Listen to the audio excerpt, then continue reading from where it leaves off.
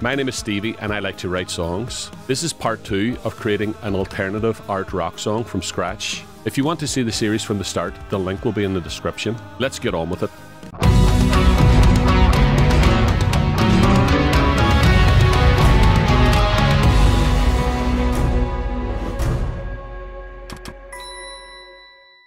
So let's hear what we have so far.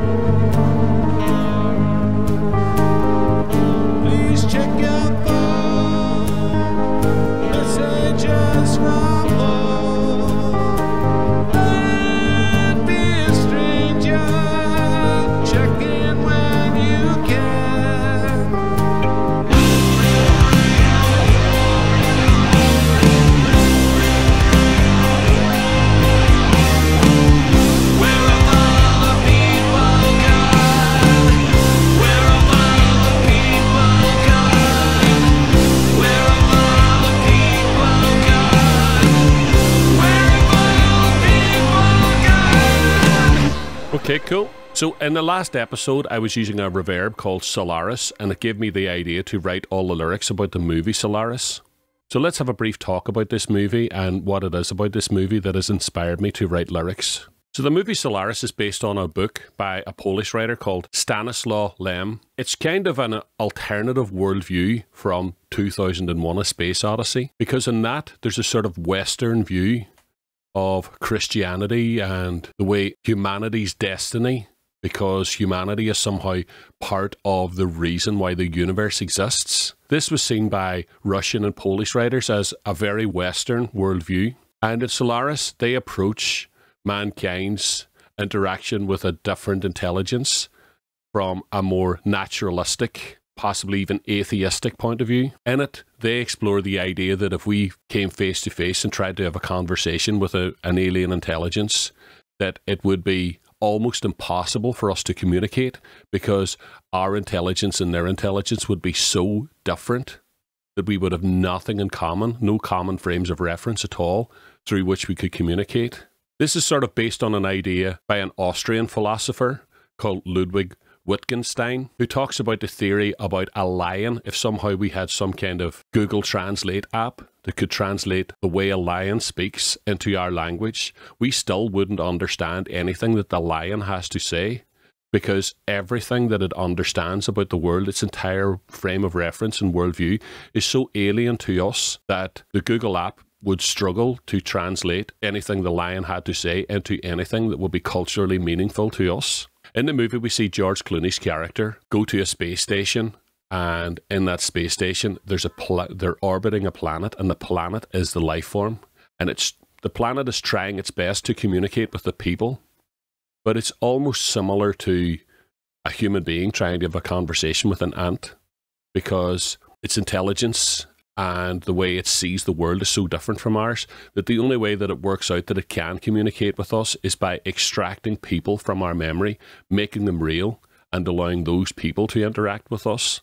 In George Clooney's case, the alien intelligence brings his dead wife back to life, but because she's based on his memories, he straight away doesn't see her as his dead wife. He can spot the differences in this facsimile of his wife.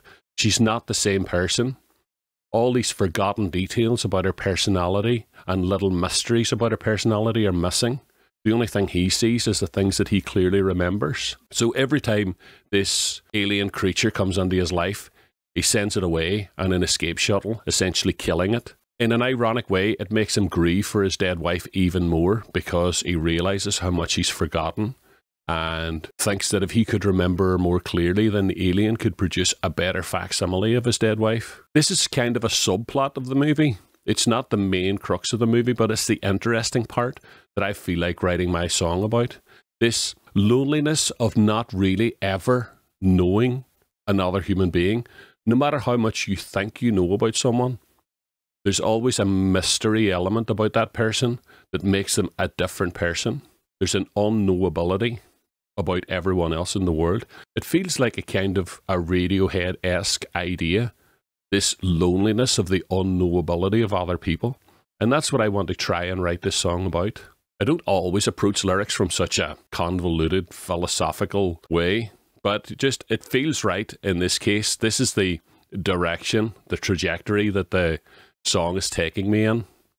And so let's just go with it and see where we end up. So the first thing that I wanted to look at was maybe the chorus. In the chorus so far we have "Where Have All the People Gone?" repeated 4 times. And funny enough, even though this is a placeholder, there's something cool about it, and I might bear it in mind and potentially add this back in at some time in the future of the song, even though I can't quite work out what it means in relation to the song we're currently writing. As I was doing the little monologue about Solaris, I just couldn't help but constantly think about this phrase, "every forgotten detail, forever sent to haunt me." So we'll try that.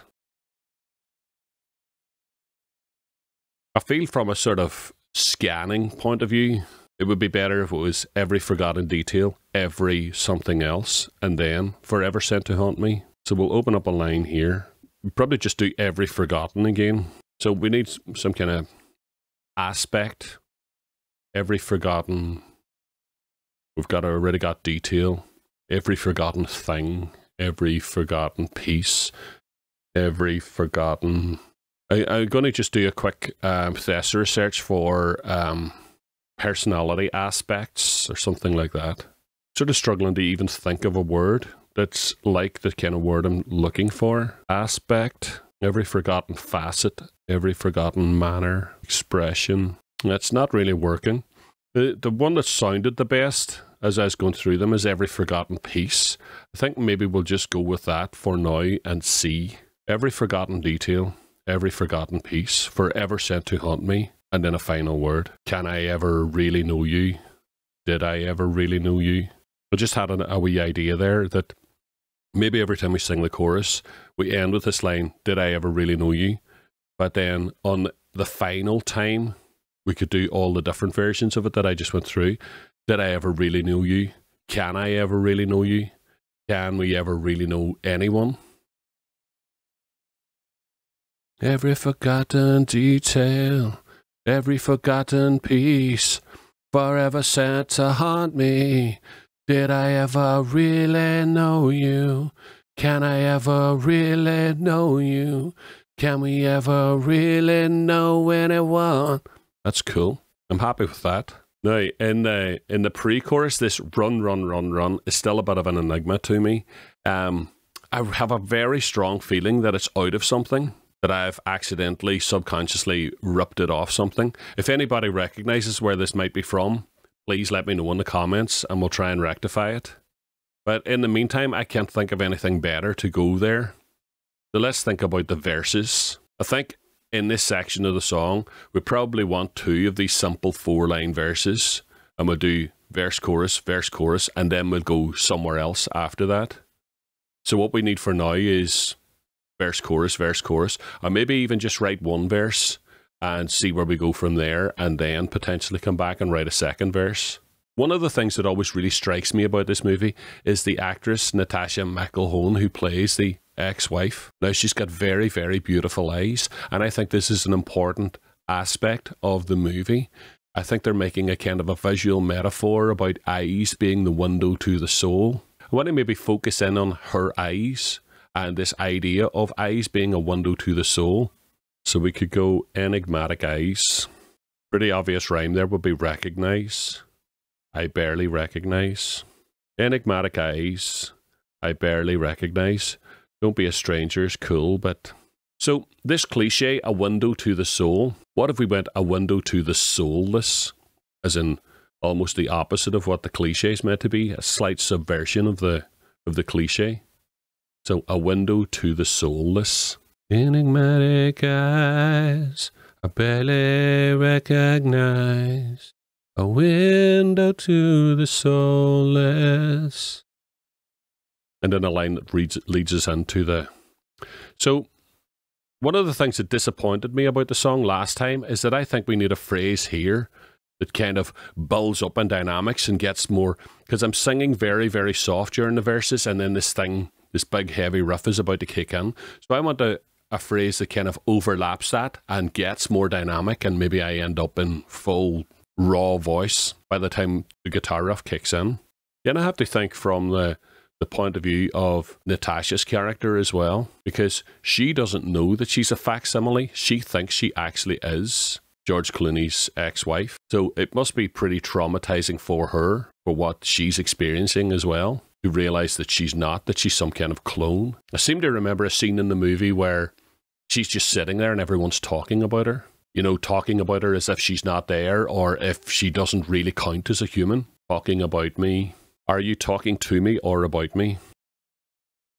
A window to the soulless. Are you talking to me or about me? Yeah, it definitely works from a scanning point of view. It's actually quite interesting that that works, even though there's no rhyme in it. Are we looking at the second verse here? Seem to have jumped too far into the story. This might work better as a second verse. Right, so if this is the second verse, then I think the first verse should mirror it quite closely. It should have the same kind of phrasing, because it's a bit of a weird melody, so I think all the syllables have to match perfectly. I might start by trying to clone "Are you talking to me or about me?"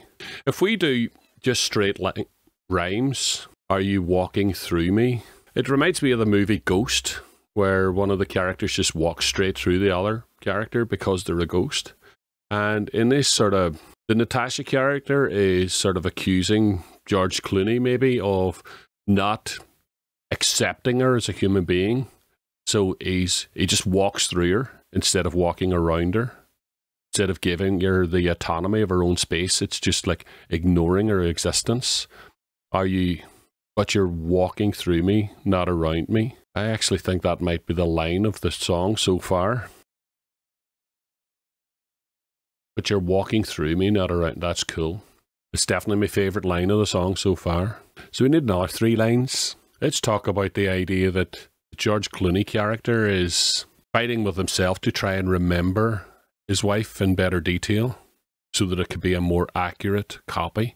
He's trying to remember all the different aspects about her. So she's just a facsimile, just a copy, just a clone, just a reflection. Just a reflection. Do we need just a reflection? Might be just a pale reflection. Just a pale reflection. Never really knew. And then we have to get that "a window to the soulless, but you're walking through me. I try to remember." Good. Just a pale reflection. I never really knew. Try to remember, but you're walking through me, not around me. Yep. Enigmatic eyes, I barely recognize. A window to the soulless. You're talking to me, not about me. Every forgotten detail, every forgotten piece, forever sent to haunt me. I think we have it here. That's the lyrics for now. Let's try and put these lyrics into the music that we've already written and see where we're at. Just a bare reflection, I never really knew. Try to remember, but you walking through me, not around me.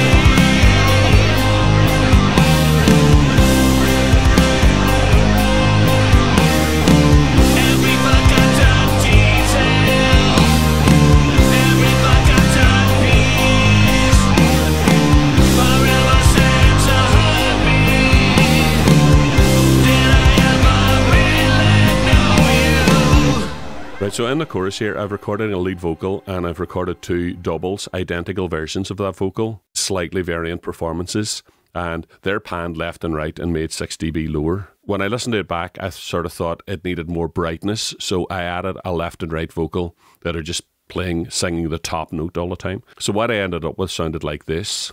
Every forgotten detail, every forgotten piece, forever said to hurt me. Did I ever really know you? Right, so all the wee pops and clicks and my lips and stuff, they'll all need edited out later on. But we'll not bog ourselves down in that stuff now. We'll just keep going with the flow and keep the song moving forward. Let's hear what that sounds like.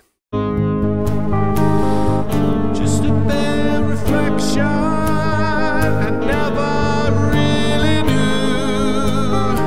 Try to remember, but you walking through me, not around me.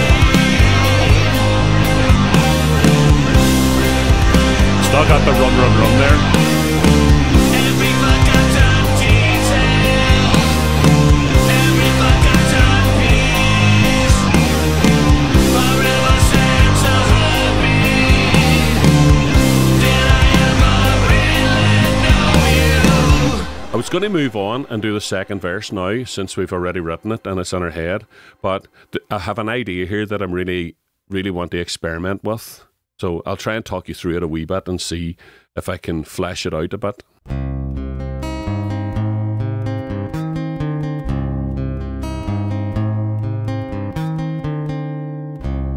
So that's the riff that we're currently playing. And I was thinking it might be nice after the chorus to go into some kind of instrumental part. And I was sort of following... And kind of trying to think what would be a sort of unusual thing to do straight after that.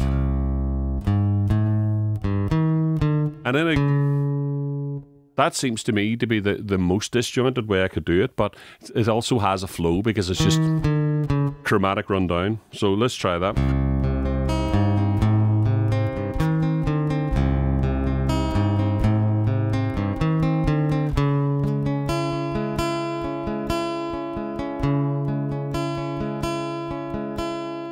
And then I might end up writing some kind of, I don't know, definitely.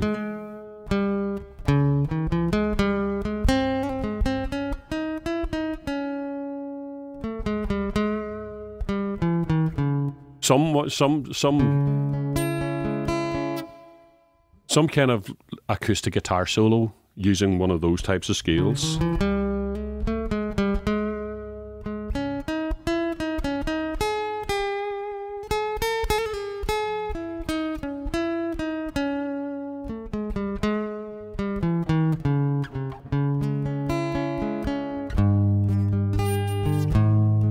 It seems to flow nicely from there too.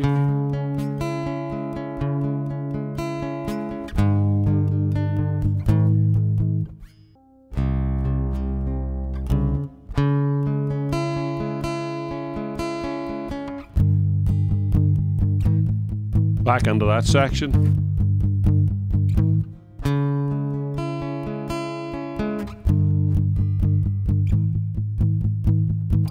Something kind of works about that in a kind of weird, disjointed kind of way.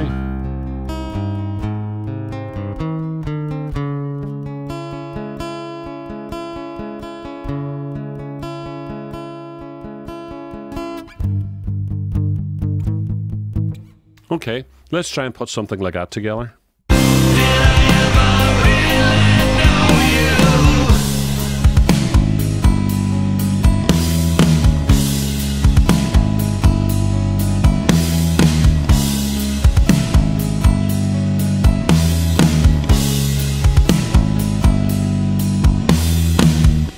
Right, so I was trying to come up with a bass part for that there now, and the main riff.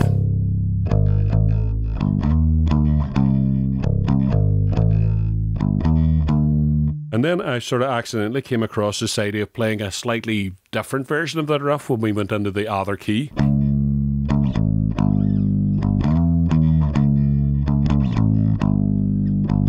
A really, really delighted with it because it ties the whole thing together. So although we have a disjointed sort of key change, this bass motif helps the two things tie together. So let's hear that. Forever seemed to hold me. Did I ever really know you?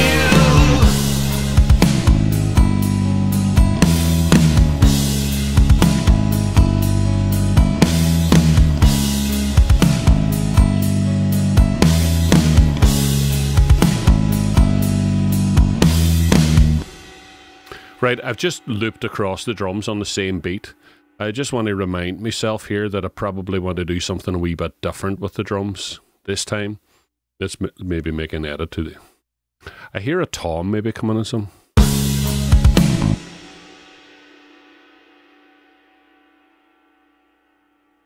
Not sure where it should be.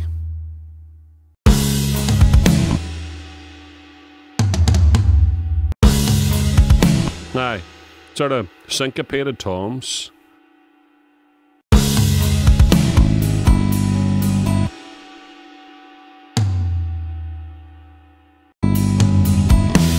Yeah, just as a wee reminder that I want to do something different with this part of the song whenever it comes up.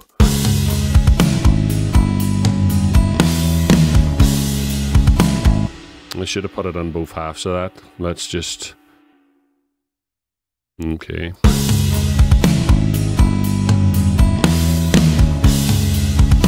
I'll be doing something like that when it comes along. In the last episode, one of the comments was about the band Opeth.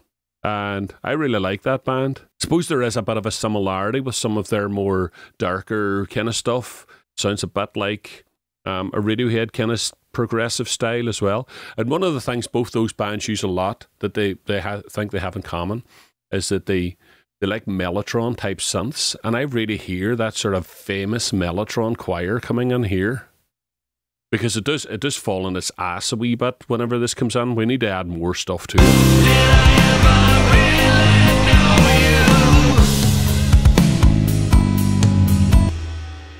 So I'm going to try and pull up that Mellotron choir and see what that sounds like and over the top of it. Of course, anytime I ever go looking for a sound, I always seem to end up finding it in Analog Lab Intro. It really is the most impressive free plugin that I've found in a long time. And here's the choir sound.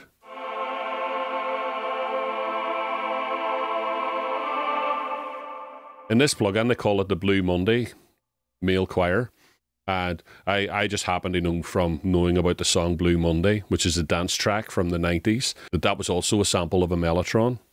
So it's the same sound. It's very recognizable as a sound. Used in exit music on Radiohead OK Computer, and also quite extensively used on Window Pane Opeth. So I think it just needs that single note.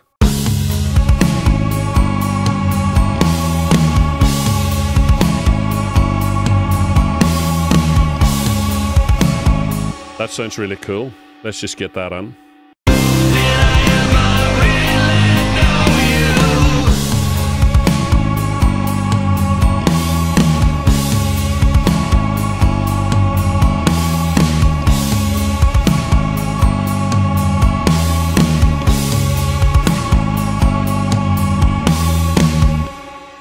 Okay, so I think we've got to the point now where we're going to loop back to the start again.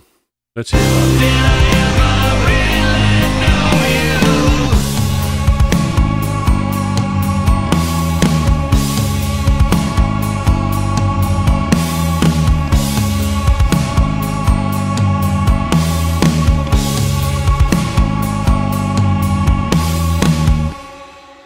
Right. And so we'll take sort of from maybe here somewhere. I think maybe with the guitar in. Yeah, let's do that.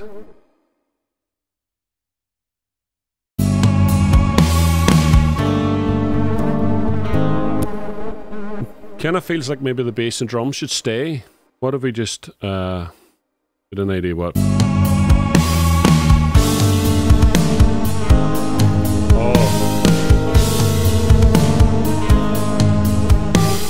You know, I hear maybe we could go off on a tangent here somewhere, you know? Because see with this choir in.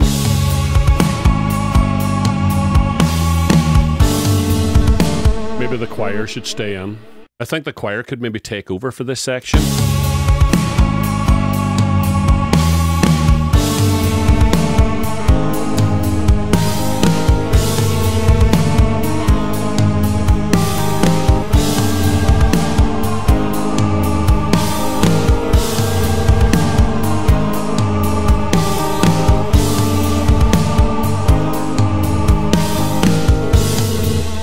Love it, love it. I can imagine that I'd probably be singing along with it as well, doing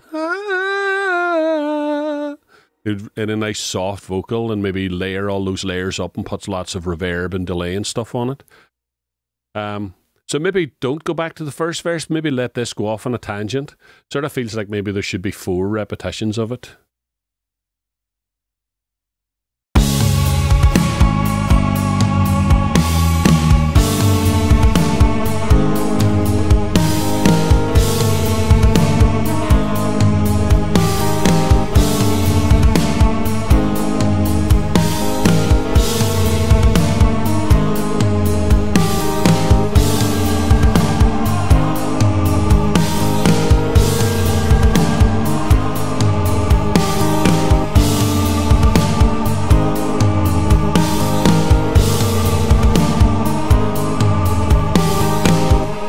Yeah, I'm going to record some vocals along with that now and see how that sounds, and maybe redo the Deelay guitar here because it could follow the choir more closely. Maybe I could follow up into the higher parts and all. Let's do the vocals first.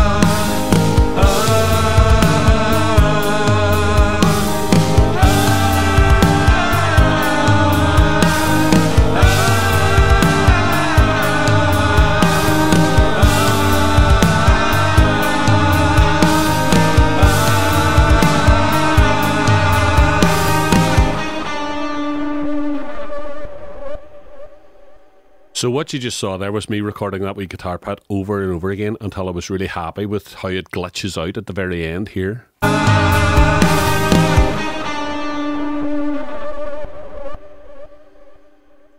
Kind of wanted that kind of glitchy thing there because the whole thing stops and I wanted to hear that sort of fall apart. Because our big experiment now would be what would happen if we just go back to the start of the song. Let's say we take it from here. Let's just do this for now and see. This is what I'm kind of feeling here. We're going through this bit.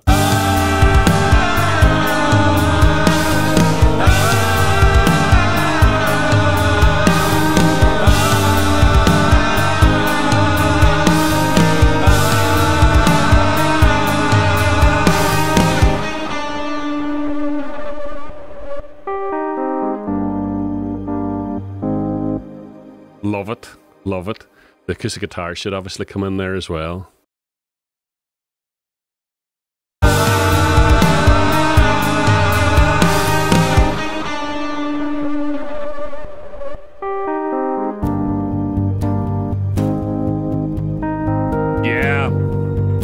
That's class. That's really cool. I just love the full circle feeling of it. You know what? I think the video's been quite long today, so I didn't achieve everything I was hoping to achieve today because I was hoping to get to the second verse. But this little digression here is really, really exciting to me. I can't wait to get all the reverbs and delays on the vocals and have them really, really spaced out and ethereal. It's going to sound class. I really love it. I'm excited about the kind of gear shift this song has taken today. It's really cool. Let's call it a day at that, and next week, let's try and get the second verse and stuff done. Let's get a full playthrough.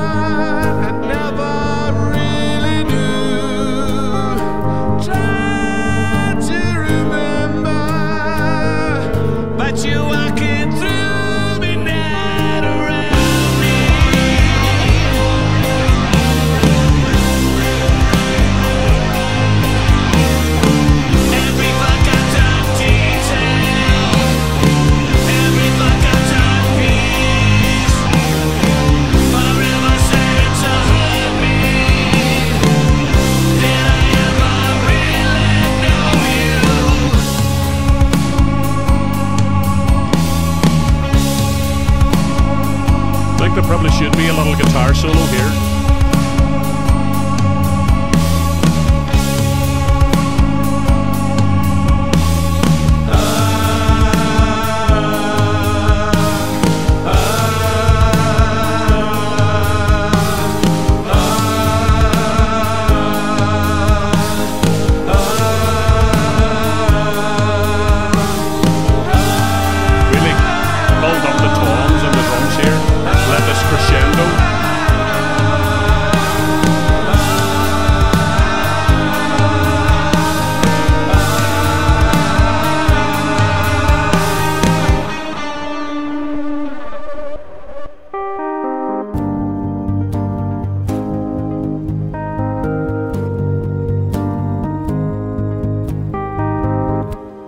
And then, of course, the second verse comes in.